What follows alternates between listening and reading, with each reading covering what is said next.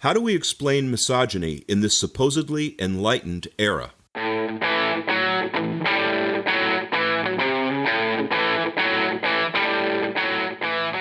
Welcome to The Hub for Important Ideas. I'm Steve James. And I'm Ken Swain. In this episode, we discuss misogyny and the role of women in our society, what our culture prescribes about our bodies to shield us from death anxiety. We're going to play for you an interview we conducted with Dr. Jamie Goldenberg a few years ago. Jamie Lynn Goldenberg, Ph.D., is professor of psychology at the University of South Florida. She has published articles in academic journals on the impact of the awareness of death on human motivation and on examining people's attitudes toward their physical, i.e. mortal bodies, women's bodies in particular. She recently published a novel, Finding Jolie. She is also an artist. Here's the interview with Dr. Goldenberg. Dr. Goldenberg, welcome to Perspective again. Thank you. So, Jamie, we just mentioned that you work from the framework of terror management theory. Could you give us just the basic concepts of TMT? Okay, terror management theory is based on Becker's observations. And Becker observed that as human beings, we're kind of in this unique existential position in that we want to survive, but yet we're smart enough to know that inevitably we won't. And he suggested that this situation could create paralyzing terror unless we had some means for managing this terror, hence the name terror management. And terror management theory provides an empirical framework for testing some of these ideas. So what we traditionally do is we prime people with thoughts of their mortality. We ask them to think about their own death or a control topic, and then we look at how it affects their behavior. And what we find is that when people are reminded of their mortality, that what they do is they show this increased need for a sense of meaning. So they cling to their cultural worldviews, and they show an increased need for self-esteem. So they cling to different things that help them obtain a sense of self-esteem. And this terror management theory was developed by Sheldon Solomon, who was a guest on our show, and his partners, Jeff Greenberg, Tom Pasinski. So how long has this research been going on at TMT? They originally developed the theory, I think, in 1986. And since then, a lot of people have been conducting experiments. So it started out with just them, but now there's been, I think, in 9 different countries, people have been conducting terror management experiments. And you studied with Jeff Greenberg? No, I did a postdoc with Tom Pasinski. Oh, okay. So, but we all collaborate over email, and so I do work with all of them. So one of the themes that we've read in some of your work is the problem with human animality. Can you talk a little bit about that problem that human beings have in terms of terror management theory? Yeah, well, animals are mortal. And so that's the big problem, that we defend against concerns associated with our mortality through our symbolic cultural worldview and self-esteem. And in a sense, this raises us above the level of a mere animal. So things that remind us of the fact that we are an animal nonetheless are threatening to us. And so we seem very much motivated to distance ourselves from all reminders of our connection to other animals. So how do human beings defend against the threat of mortality? Well, what Becker talked about and what terror management theory, what we study in experiments, is that the way that we do this is through culture. So culture provides the prescriptions and the standards and the rules that we follow. And by doing this, we can, again, separate ourselves from other animals, and we become more of like cultural objects, cultural symbols. We see all over the media images of how the body, the body is our physical body is something that reminds us of the fact that we're like animals. And so we see all sorts of prescriptions for how the body is supposed to look, how it's supposed to behave, how it's supposed to perform. And so by doing this, by having this body that looks a certain way, well, then the body is no longer something that's an animal-like. It becomes more of an object, a cultural object, an object of beauty.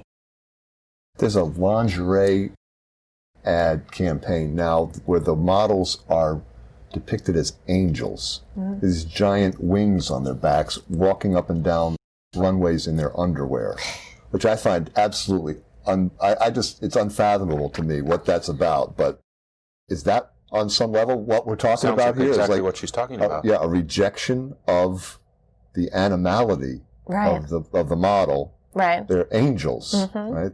Who don't die. Angels, Yeah, that's a very nice example. Yeah, good. Yeah, Pretty good.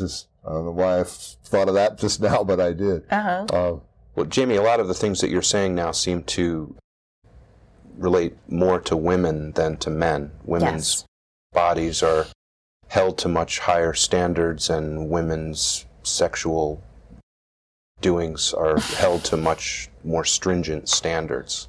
Why would you say that's so? Yeah, I mean, there's no question that that's the case. There are probably a number of factors that play a role.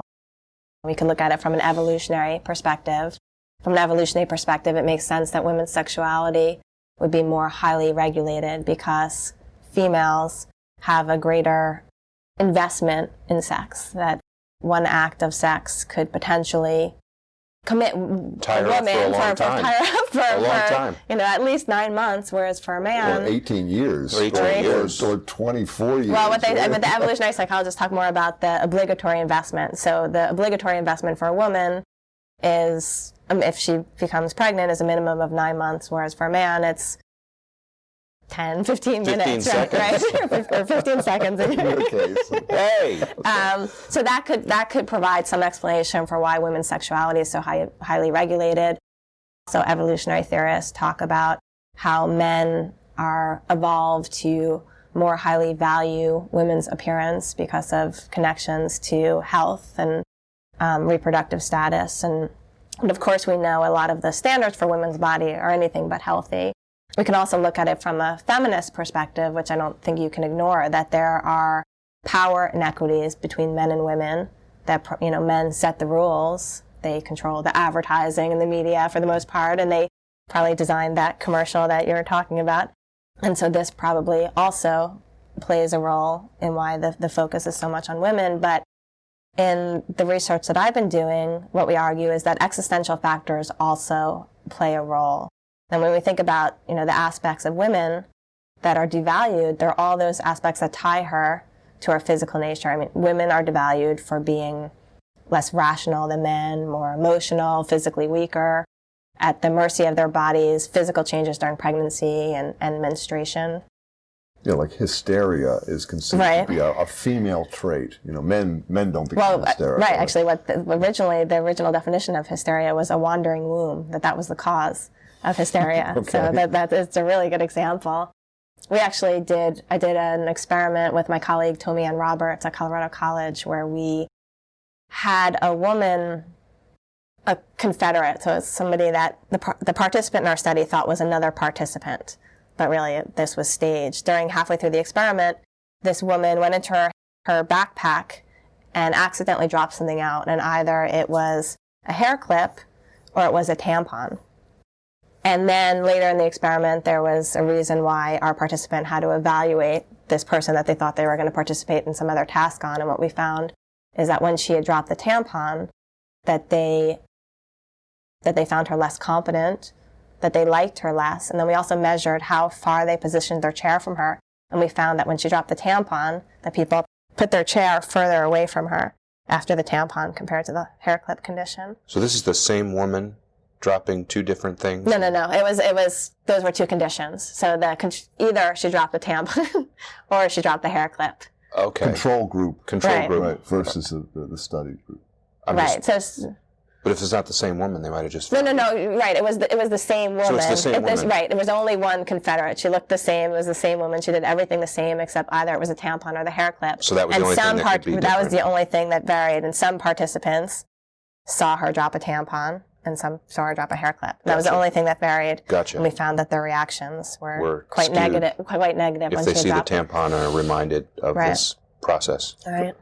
Yeah, which 3 billion people have a period once a month. I mean, it's just incredible that we have all these clever words for the time of the month. Right. I'm having my friend. Yeah. Right. I mean, it's just Ant flow. Ant flow. And all these sanitary products. Right. That, sanitary. right. What's up with that? Dirty. Yeah. Mm-hmm. Sanitary. Yeah. So on the one hand, we have this culture where women are viewed negatively, on some level, but at the same time, we put women on pedestals as goddesses in Shakespearean sonnets and songs. And what's that about? Well, yeah, I mean, that's definitely true. It's the attitudes toward women, or prejudice toward women, are different than other types of prejudice because men need women. And so what some psychologists have noted, Glick and Fisk are a team of researchers studying this, what they call ambivalent sexism. And what they notice is that attitudes toward women are not wholly negative, that these hostile sexist attitudes are blended with benevolent sexism. And so women are devalued, but they're also put on this pedestal.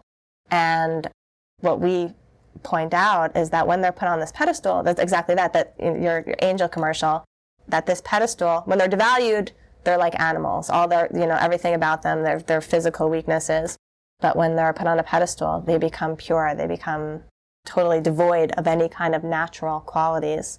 And actually, in the same tampon study, we also, after we gave them a questionnaire and asked them to evaluate women in general, so no longer the woman in the study, but we asked them, how important is it for women to be beautiful?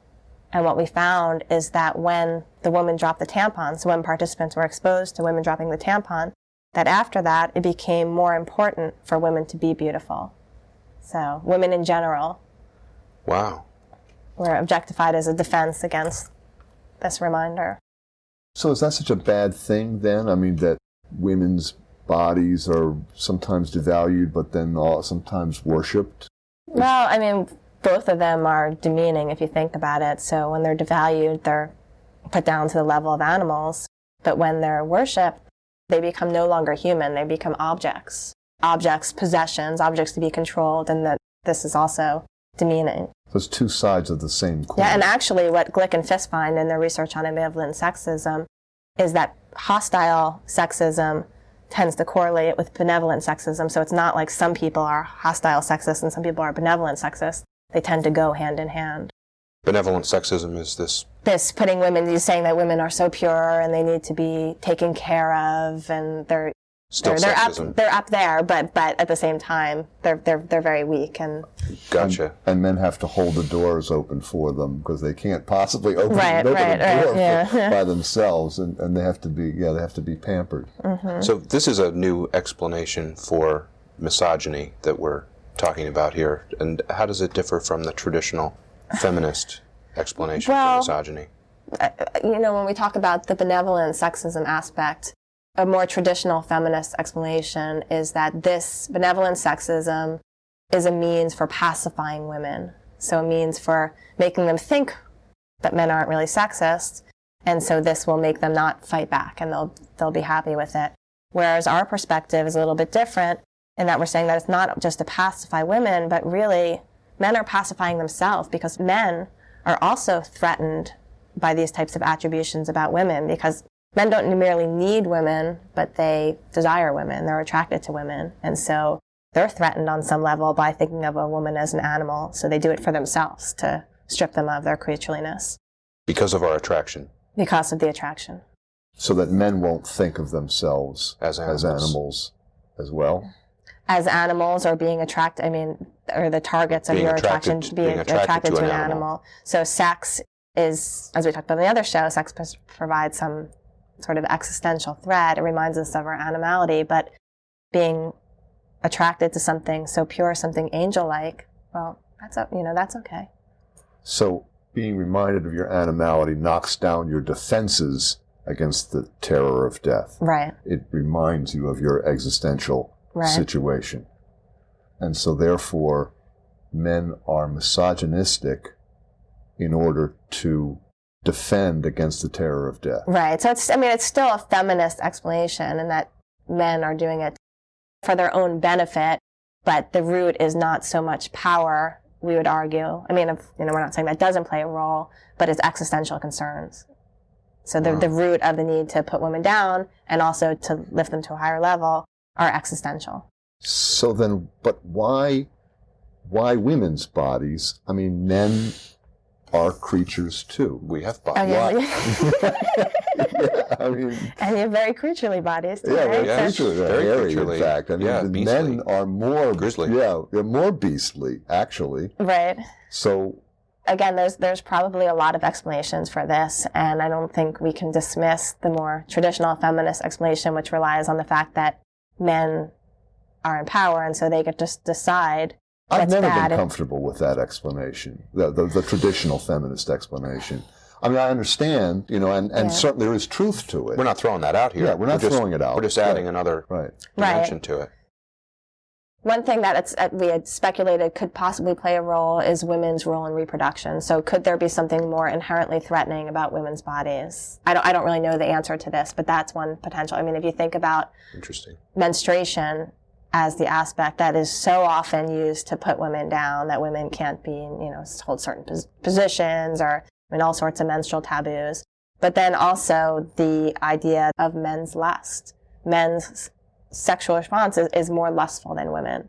Men are more driven by lust. And so if we think of lust as providing a threat, reminding us of our animality, reminding us that we're not in control, that this also could play a role. And we've actually conducted a number of experiments.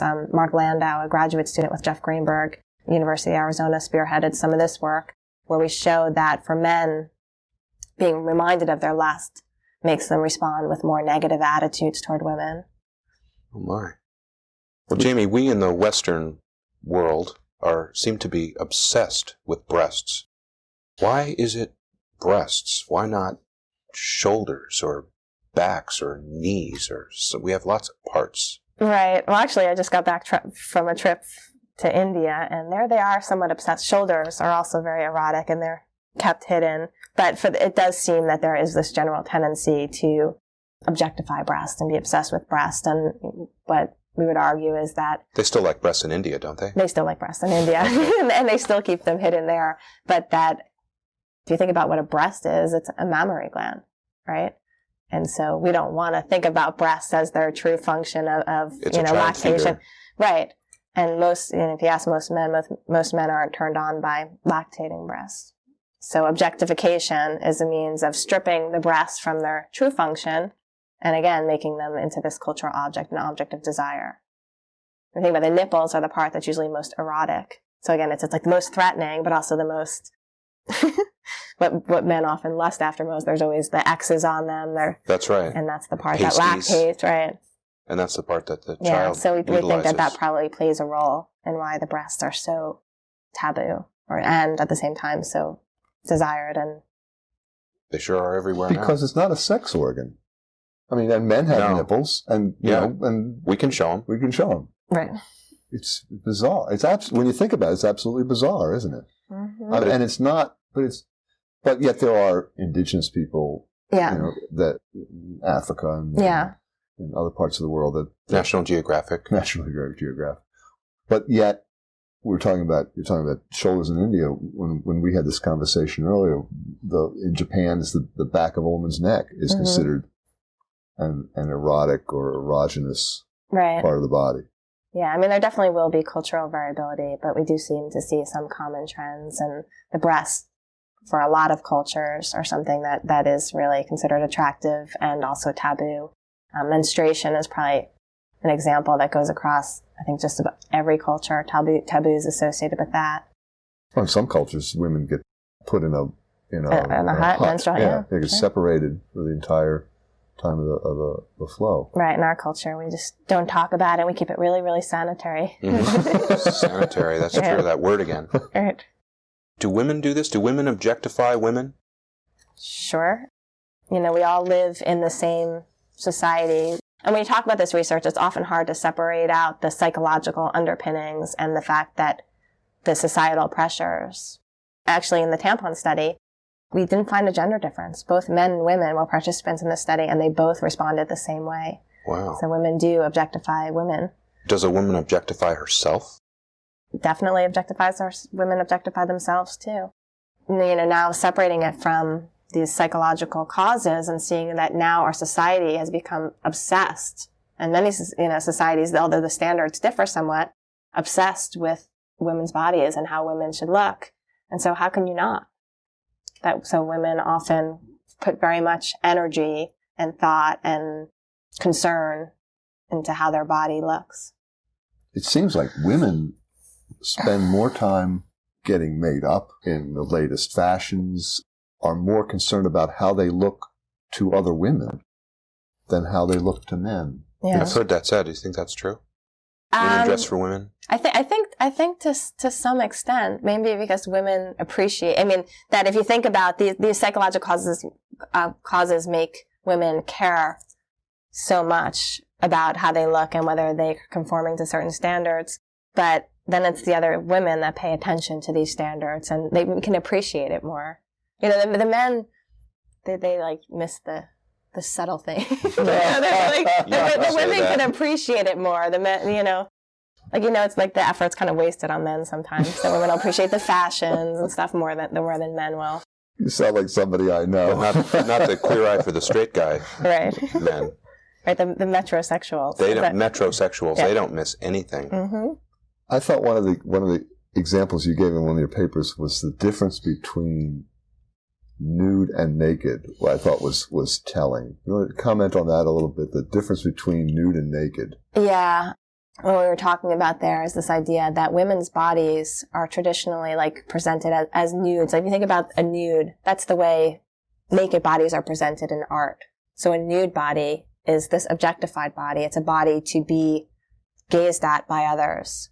Whereas the naked body is kind of stripped of their defenses, and we don't celebrate that so much. What we celebrate is the nude woman, the woman to be gazed at, the woman to be admired, the woman to step out of herself and look at herself and think about how she's appearing to the world rather than just kind of being in herself.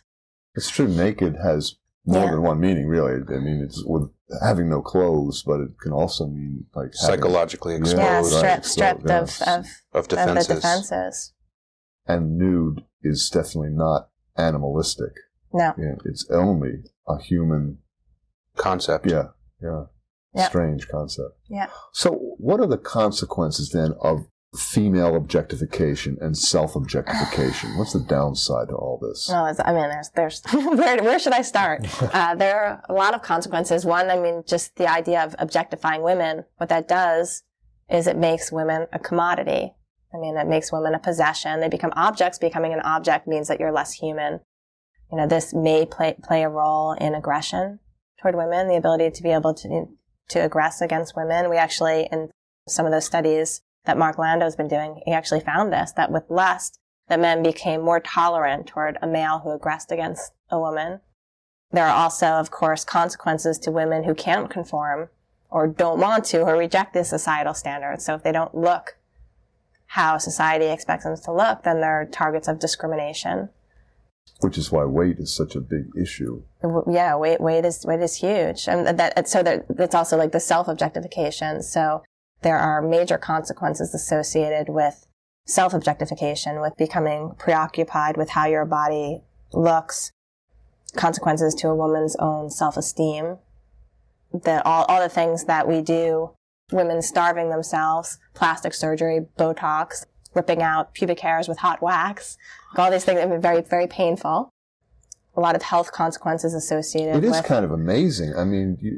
Shaving your underarms, shaving your legs, or ripping it out with hot wax. Right, and you have electrolysis, you've got laser hair removal, all these things. A lot of technology brought to bear. Right, the pain, the health consequences, a lot of these things. That actually we've done a handful of studies and we show that women are often willing to forego their own health in an attempt to look a certain way, especially when they've been reminded of their own mortality. And also economic. Shoes. Yeah, and corsets. It's incredible. Yeah, man. Which are coming back in style, actually. Oh, good. About time. What's up with that? And Jamie, talked about, with health, we talked about suntanning. Yep. Yeah. And that's terrible for you. Sure. And we know that. But if it looks good. But you look better. Right. And I feel for having a daughter, having seen what she and her friends go through as teenagers. Yeah. Teenage girls have a tough time. Oh, it's horrible. It's horrible. You either conform or you're just an outsider. You're an outsider, yeah. The subtleties are much more difficult for a teenager. Yeah, and there are other consequences too. Tommy Ann Roberts and Barb Fredrickson, who's doing work on objectification theories, show that just the exerting that energy towards self-objectifying yourself, what women do more often than men, and of course, men do it too, and some women do it more or less, but they focus on themselves from an external perspective. So they're constantly stepping outside of themselves and thinking, looking back, how am I looking? How am I performing? And what this does is it really prevents them from thoroughly engaging themselves in a task, from thoroughly being able to enjoy what you're doing. If you're constantly stepping out and saying, how am I doing? It interferes, right? It interferes. Or how do I look as I'm doing it? It interferes in their ability to concentrate. I would think even to experience life fully. Life. I mean, and that's actually one definition of happiness is this concept of flow, that just thoroughly engaging yourself in a task that has an optimal level of challenge, that this is one definition of what really makes people happy. And so self-objectification interferes with this. So how do we improve the situation for women? Well, I mean, that's the $64 question. That's obviously, one thing that would help is to change the whole social structure. I mean, to change all the emphasis that's placed on women's appearance and make the standards less stringent. Be more accepting for women's natural bodies, the expectations for weight and stuff, making them more reasonable. That would be a good step. That would be really helpful. But also on women's part, perhaps understanding how arbitrary a lot of these standards are, understanding that they're socially constructed and they're imposed on us. And so for a reason. For existential reasons. Right. Yeah. And so if we understand that they're really just this defense, maybe that could help reject them, or reject particular ones, reject ones that are most threatening, and kind of form your own sense of what it is to be a valuable person. And, maybe this in turn, if women value, I don't know, whatever it is, being a good friend over looking a certain way, that these kind of things, maybe that can kind of take us full circle and help affect the cultural standards. That's a nice thought. Nice thought. Jamie, thank you. Our guest has been Dr. Jamie Goldenberg. Jamie, thank you for another terrific conversation. This was really great. Yeah. Thank you. Pleasure. You've been listening to an interview with Jamie Goldenberg discussing misogyny, women, and their role in society.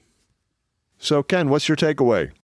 Well, Steve, I really like her Becker 101 and Terror Management Theory 101. One of the great things we've gotten out of doing this podcast is we get to talk to all these different scholars about these ideas that you and I both know pretty well, and we get to hear all these different angles on it. And I think hers right there was one of the best. Yeah. She really made it real. I agree. So Terror Management Theory provides an empirical framework for testing Ernest Becker's theories. She brought up the problem with human animality and culture as a symbolic defense against death anxiety, all worth repeating now and then. Yep, and I liked her observation that we humans don't like to think of our bodies as being animal-like. Instead, we make our body a cultural object. Great phrase, cultural object. Yeah, it sure is. It's startling when I heard it. She described hostile sexism and emphasized that women are devalued in our society for existential reasons. Which is not obvious to most of us. That's a heavy concept to get your head around. Yes, it is. It's not. But it makes sense once you hear it. And so men need women, and so they have an ambivalent sexism. It's subconscious. They are subconsciously sexist. Subconsciously is an important idea that we'll be bringing up several times here, but it's something most people don't think about, or that it's possible. It might be worth noting that neuroscience has shown that most of our decisions, actions, emotions, and behavior depend on the 95% of our brain activity that lies beyond conscious awareness, meaning that 95 or as much as 99% of our life comes from the programming in our subconscious mind. Something to keep in mind. Bad pun. Sorry. So we talked about putting women on a pedestal. Yeah, she had a great take on that. She called it benevolent sexism as opposed to hostile sexism. Benevolent sexism also devalues women by making them devoid of their natural qualities, and they become objects to be controlled as a defense against death anxiety. Yeah, and I like the whole Becker terror management theory interpretation of misogyny. Men are also threatened by the notion of human animality, and at the same time, they desire women. So they're threatened on some level to think of themselves as desirous of an animal, which then reminds them of their creatureliness and therefore their mortality. Yeah, it's a complex chain of ideas, and it relies on understanding, as I said before, that these are subconscious processes. Like sex being an existential threat. We talked about that when we had our first episode with Jamie. Yep. We desire sex, but have subconscious misgivings because it reminds us that we're animals and therefore mortal. Yeah, men are misogynists in order to defend themselves against their own terror of death. Right, and raising women to a higher level is the flip side of that same coin. Right, we talked about our culture's obsession with breasts. They are mammary glands, baby feeders, but we strip them of their true function and we make them a central object of desire. It's getting crazy these days. You can't go anywhere on the internet without seeing cleavage. Breasts are attractive and taboo. Yeah, but I've seen them already, you know? They're everywhere. I mean, I don't need to see. A lot of people I don't need to see. A lot of people apparently need to see them a lot. Good for them, honestly. I'm guessing they make people buy stuff. Well, make them pay attention long enough to get the commercial message. Anyway, she said it's hard to separate out psychological versus societal pressures in their research. The two are linked. Yeah, and she said objectification of women may play a role in aggression against women. Violence against women is still a major concern, and this could explain some of it. Without getting political, because we've done enough political. Especially lately. Yeah, but misogyny is really prevalent. Yeah. Let's leave it at that. Yeah. So it's the objectification of women, but then there's also the self-objectification of women. Jamie talked about the lengths some women go to in their preoccupation with how they look. And the pain involved in some of it. Right. She mentioned the psychological concept of flow. Flo, you mean as when Aunt Flo is in town? No. No. Not menstruation. She's talking about the theory explored in the book Flow, The Psychology of Optimal Experience by Mihaly Csikszentmihalyi. Honestly, at the time of the interview, that went right over my head. I hadn't read the book at that point. Now I have a much better appreciation of what she was saying. I can't believe you know how to say his name correctly.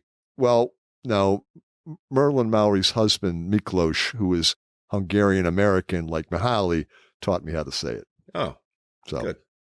So Jamie was pointing out that women in our society, more so than men, exert more energy in self-objectification. And by focusing on themselves from an external perspective, by constantly stepping outside of themselves and asking, how am I doing? How am I looking? How am I performing? It prevents them from thoroughly engaging in a task, from enjoying what they're doing to the fullest extent. It interferes with their ability to concentrate and interferes with their ability to gauge in what psychologists call flow. Jamie defines flow as thoroughly engaging yourself in a task that has an optimal level of challenge. In other words, it involves a task that is difficult enough to engage your complete focus, but not impossible to successfully complete. She notes that it is one way to be happy. Self-objectification interferes with flow. Steve, you experience flow? Absolutely. Carpentry and writing are two ways for me to achieve that state. Some call it being in the zone, like the pitcher standing on the mound and 50,000 people are screaming and he doesn't even hear what they're yelling. He's just focused on getting the ball over the plate. They call that being in the zone. Yep. That's flow. You're blocking out the world and focusing on the task at hand. I can't imagine successfully doing carpentry or writing while wondering, how do I look right now? In fact, if I'm doing manual labor or writing at my desk, I look my absolute worst. But you're comfy. Yes. How about you? I'm comfy. No. No. Do you experience experiencing flow? Yes. Yes. When I'm playing the guitar, especially creating on the guitar, coming up with a new idea that is new for me, I have completely lose track of my sense of time and my sense of self. Yeah, that's an important aspect of flow. You lose track of your sense of time. Time can just go right by when you're in flow. Yep. If we get to interview Jamie again, I'd like to explore her ideas on flow. I maintained in my book, American Stew, shameless plug, that flow is a brief antidote to death anxiety. I'd love to know if there have been any studies on that. Yeah, and Jamie is a painter and a novelist, so I'm sure she has got a lot of firsthand experience with flow. Yeah, that's a good point.